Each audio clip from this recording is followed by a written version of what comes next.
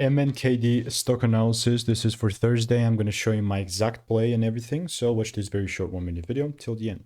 We MannKind Corporation, almost $5. It's $4.85. Zooming out. I mean, it's in a bearish range, to be very frank with you. Just looking at it from this daily perspective, right? I'm not looking at this and saying, right, this is about to really go parabolic or anything similar to that, really. So how am I really going to look at this?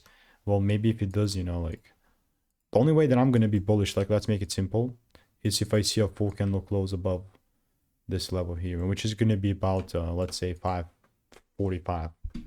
And if not, it's all good. What I'm not going to do is just come out here and just trying to force movement. So even there's money to be made if it does break for a second time beneath these lows, and if not, it's all good. So I'll continue to keep you updated. And if you want to learn how I'm consistently making 5 to 10K per month without indicators, click the first link in the description, and I'll see you in the next one.